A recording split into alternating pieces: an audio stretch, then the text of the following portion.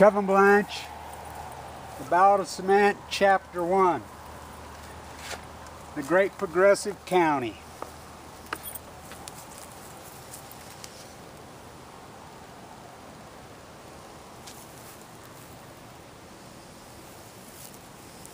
I've done sketches for this book, a bunch of them. I haven't decided which one I was going to use for the cover. Probably that. I love that painting. I used to call that painting the Ballad of the West. And I painted that long before my father died and long before I got leukemia. Look at that part. Whew.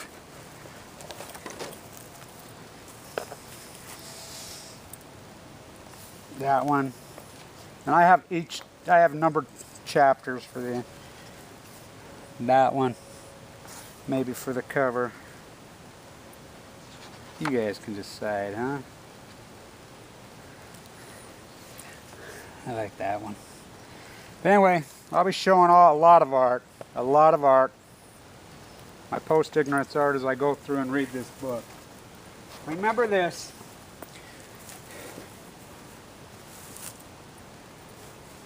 I'm getting situated here. This chair that I'm sitting in is the first chairlift in Utah. From Snow Basin, where the Olympic Downhill is, right there. Ben Lomond's right there, Lewis Peak's right there, the mighty Mount Ogden. This is the mighty Watt. This is my house. It's where I grew up. My great-grandma's house, my grandma's house, my mom and dad's house, my house. They're the first people out here, right along here. As I put these up, and the reason I'm doing this, because I am an artist. And any great artist, I am a historian, any real historian, when people try to rewrite history, when they try to change the truth, we have to step in. The Mormon community, the historians, the far right wing is trying to rewrite history as far as the great society that FDR and Marriner Eccles created here in this town. This is the great progressive county right here.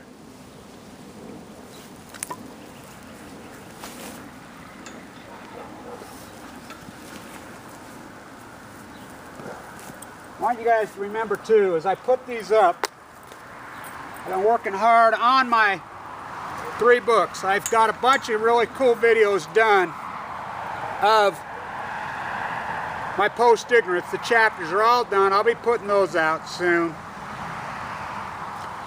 My Nuclear Punks, that book. So there'll be days that I'll put up 3 in a row. I got some cool videos done. Some very, not controversial. I said that before. They're not controversial. But they're in the truth and they're in reality. And I hold nothing back. And I don't give a fuck what any of these people come at me. This book has been so heavily hardcore researched. I've been in the works for 30 years. Walk up to the freaking library, the Stewart Library, the Marriott Library, the University of Utah Library, and have a talk about me. I've spent 30 years in those libraries digging. I spent 35 years crawling around my Hawkhead trial 10,000 jobs later. As I like to say, this isn't I ate it, I slept it, I drank it. I slept with it, literally.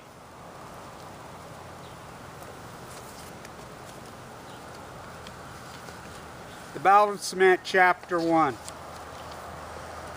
This camera, this Sony camera of mine only goes 29 minutes. I tried to change it, can't change it.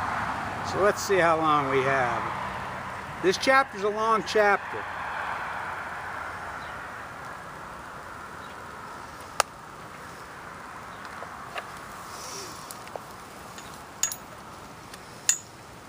I will profoundly never forget that day in October of 1966 in so many ways.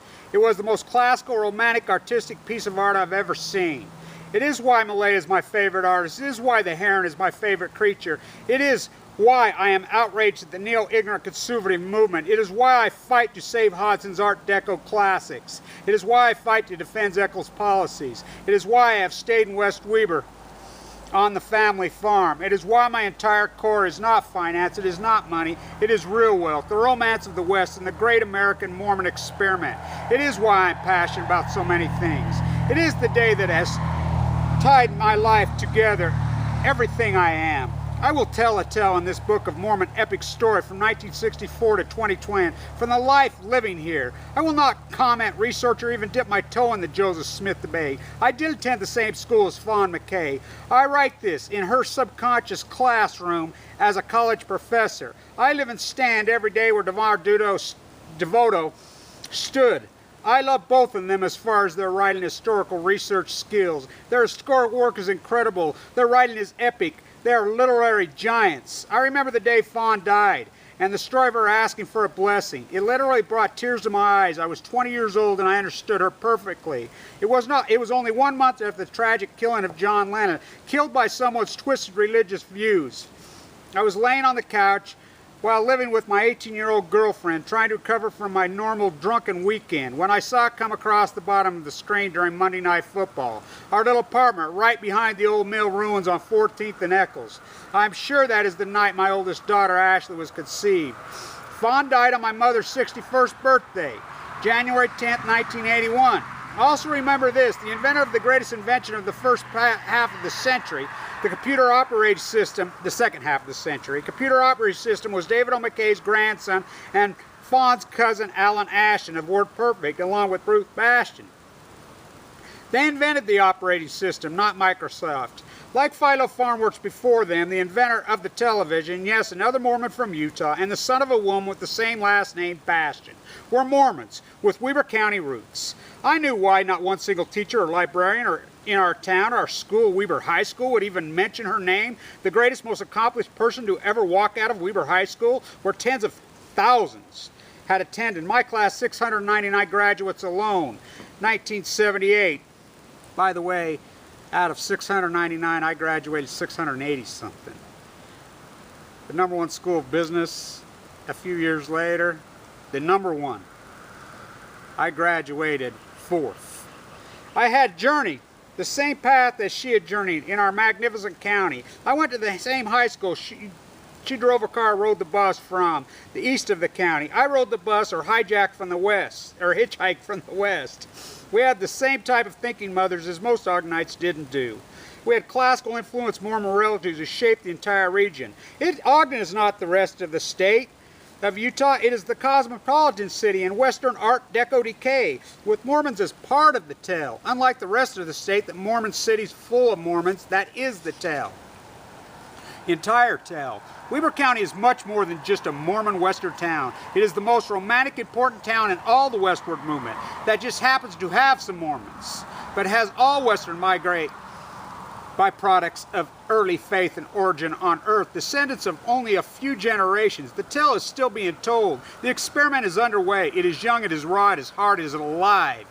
I have worked as a plaster contractor for 35 years all over Ogden. I have literally done work on every street in Weber County. I restored by myself, dangling from a rope, Hodgson's first masterpiece, where Marriner Eccles' office was, the 1905 Masonic Temple. I begged the owners to let me at it. I would have done it for free. I watch iconic masterpieces be destroyed by ignorance in this great city. My grandfathers, both of them, were friends with Marriner Eccles. I lived and worked and learned in the same exact magnificent Weber County as these great artists and shapers of America did before me. John Browning and his automatic gun, as the purple plume marching armies in Europe were transferred to the traditional battle of man, looking at a grain field in the wind in our home, right here, Weber County. Selling to both sides in WR1? Maybe. A man who shaped and invented the Federal Reserve Bank, who invented the World Bank, who is the father of the so-called modern-day Federal Reserve, who created the strongest middle class in world history from 1934 to 1975, the great banker, the economist, the business genius, Marriner Eccles. This is the city and the county that has questioned all of the Mormon tales. It has to be. This is the great meeting spot of all the Western influences. Ogden, the trains brought them here. It is important that Fawn McKay used her brilliant mind and her incredible forwarding writing skill to question. It is important that it was Devoto who questioned everything about Mormons in Ogden. This place is not Salt Lake. This place is not Utah County. This is Weber County. Ogden, Utah is hard as it's strong. It walks with a sharper edge. Its people are from the blood of the Mormon romantic tale. They are the byproduct of struggle and journey of epic magnitude. Our parents, our grandparents, our great-grandparents. Like Marriner Eccles' father, David, who lived in the slums of Glasgow, nearly freezing to death in Huntsville, Weber County.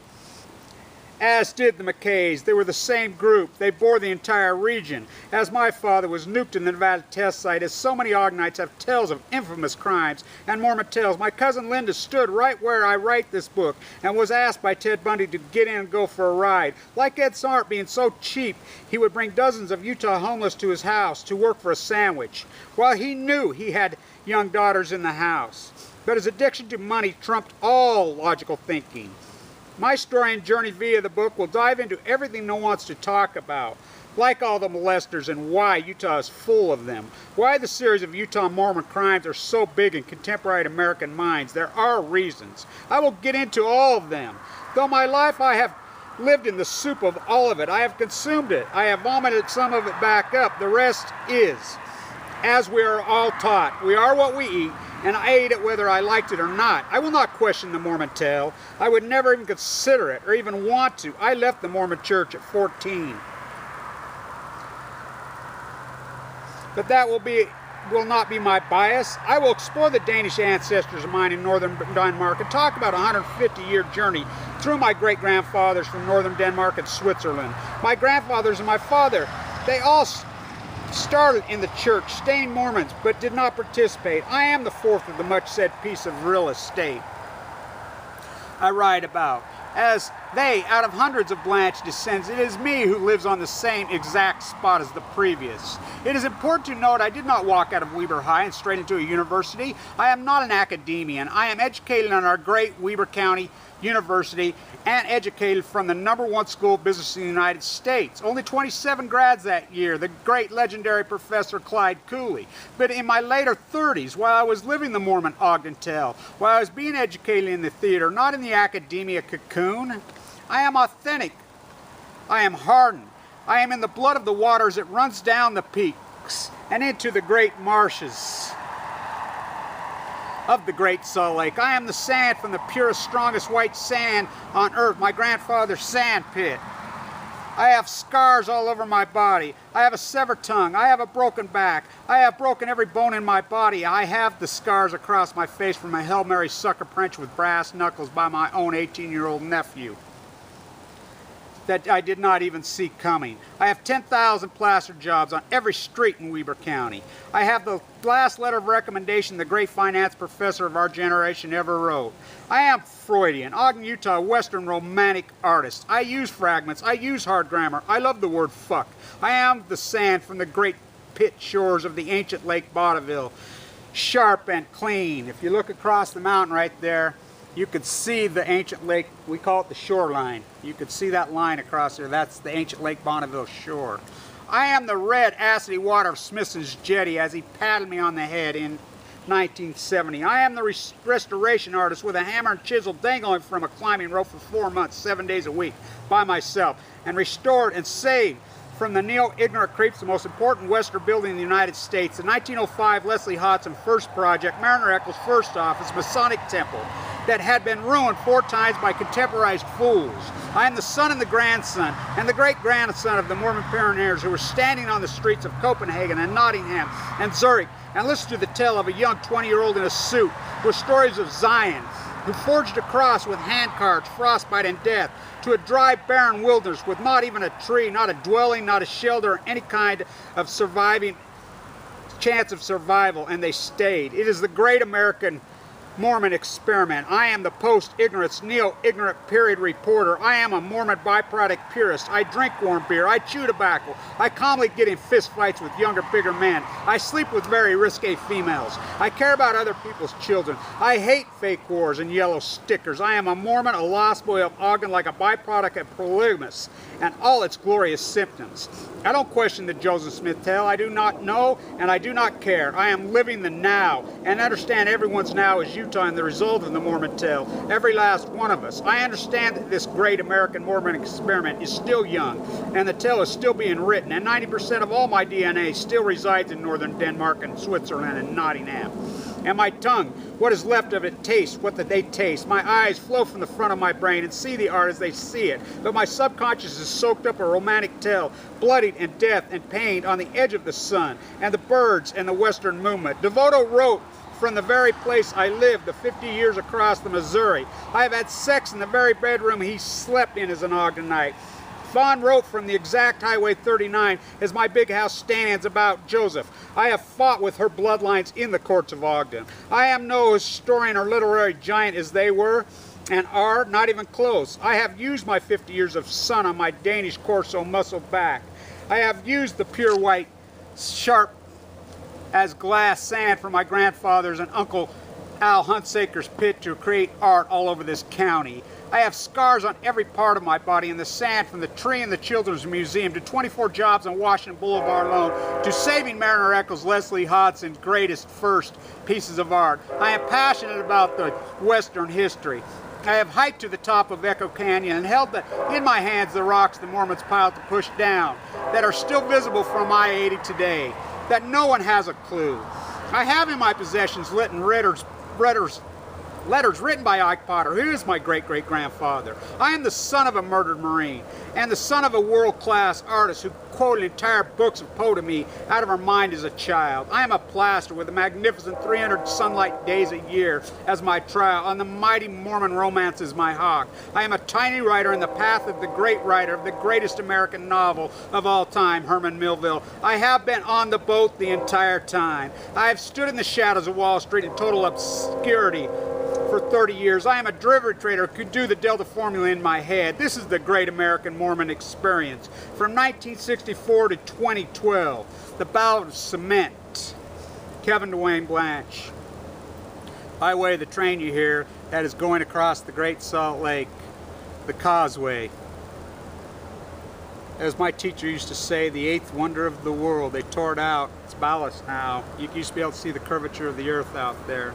In 1964, the school bus pulls up to the Blanch bus stop. A brilliant blue sunshine day, like most all days in Utah. I look out my mother and father's picture window, waiting to see my older sister get off the bus. I know I start school the next year. I stare out of the window directly into the face of Mount Ogden, Ben Lomond, Lewis Peak, the mighty Wasatch Peaks, the dramatic rise above the ancient Lake Bonneville floor, towering peaks that rise from 4,300 feet to 10,000 feet fast. Just a few minutes from the peak, right behind my grandmother's house, my great-grandmother's house, the Great Salt Lake Delta, right here, where the Weber River dumps into the Great Salt Lake, the Great Weber Delta, one if not the most used resting spot of margotart birds in the world, the ancient Lake Bonneville floor, only 10 miles from the foot of the Great Peaks, and the delta in between at the foot of the Great Peaks. Ogden, my home, my town, the great junction city, the culture and historical, the railroad, the art, the finance, the passion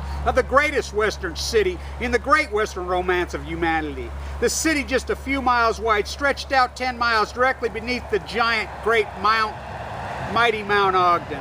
The backside, a short drive up the magnificent Ogden Canyon. The Ogden Valley, as the early Indians and the explorers called it, the Hole, Eden, Huntsville, Liberty, the great grand ski resorts, as I sit in this chair. No one had ever seen or even heard about Snow Basin in 1964. It's right there. But as Weber Countyans, the man-made magnificent Lake Pine View Reservoir to the west of the city, Slaterville, Marriott, then my home, the Big Bend in the river, the Weber River, West Weber, a large piece of real estate, 10 miles long by 6 miles wide. A small group of farmers, sugar beets, tomatoes, alfalfa, small dairies, cattle ranchers, Mormon immigrants, English and Danes, my family Danish, immigrants and third-generation farmers. The Great Union Pacific Causeway to the west, the rail line from Ogden to California, across the Great Salt Lake, dividing West Weber in half. The north side of the Great Causeway, English and Danes. To the south, Italians and Austrians. Tomatoes, the tomato capital of the world. 300 sunlight days a year, arid desert, with the mighty peaks catching the snow as the storm moves across the Great Basin, the eastern rim of the Great Basin. The storms, dry and few, pick up what small amount of moisture they can suck up while passing over the very lake that peaks created. The Great Salt Lake, the cycle of moisture, the very precious desert resource, the resource the Mormons refined and did make the desert bloom with water. As I stare out the window, I look across an 80-acre stretch of ground. Our blanch plaster, cattle about 60 head Holsteins. The young stuff, as the farmers would call them, their future milk cows, females, their future food, males. As a visual way, the saltgrass, brown pasture at the end of the horizon, the magnificent structure designed by one of the greatest Art Deco architects of all time, Leslie Hodgson. Our beautiful Art Deco school, West Weber Elementary. I'll get some great shots of that, so they're getting ready to tear it down. Standing all alone to this day in the middle of the great ancient lake floor with nothing but an original landscape between my eyes from my mother's front room window to the school. Right above the school, on the horizon, the mighty Mount Ogden Peak, the blue high-altitude sun, lots of sun. Sky, a small group of poplars line the horizon, the Mormon tree. Right here, there's one. From Europe by the early pioneers to West Weber by my great-grandfather and 11 others, 12 of them, 1857, Europeans, all 12 families. The white man, as the 5 Utah Indian tribes called them, had been in the white man had only been in West Weber for 100 years in 1964, 107 years. The Mormon trees gave the look of a Malay farm worker painting. West Weber had a serious European charm and feel, with a hard Western Romance edge. I would stare out the window as my father, Dwayne, Blanche, 2 baby sisters were in high school, would get off the bus, straight up 12th Street, across 12th Street, the amazing shopping Western hub of the entire West. Washington Boulevard, another grand Leslie Hodgson masterpiece, tore down. Architectural masterpiece. Ogden full of wealth, serious wealth and culture. The Browning fortune, the Eccles fortune were in full flight. The bus would stop, driven by Ferris Green,